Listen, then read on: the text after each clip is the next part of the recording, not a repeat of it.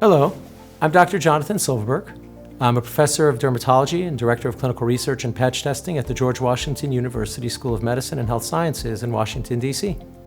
For me, patient preference is arguably the primary driver of treatment decision-making. I'm a very big proponent of the idea of shared decision-making. And I think we hear this idea of shared decision-making, at least the term, tossed out a lot in education. But the truth is it's hard to do, and it takes a long time in a clinical encounter to do that.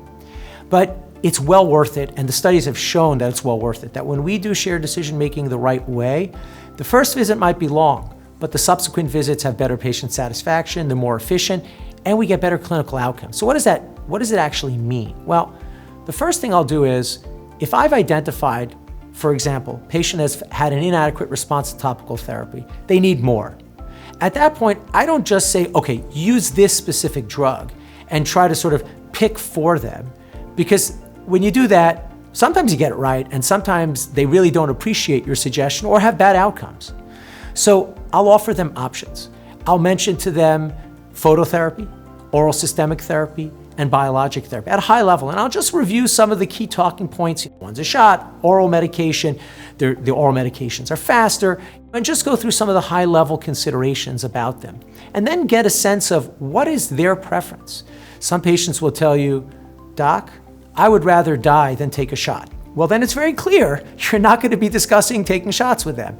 Other patients will say, I have a hard time remembering to take a medication once a day. I don't know if I can do that. Well, that changes things. Patients have different degrees of risk tolerance. Patients have different demands when it comes to speed of response. We've had patients come in and say, I don't mind waiting. And we have other patients that say, I need this better yesterday. And so that completely changes your perspective of how do you match the right medication to the right patient. So it does take time to do, but when you assess patient preference and you match the right medication to their preferences, I have seen anecdotally, and certainly the literature has shown, much, much better patient satisfaction and outcomes.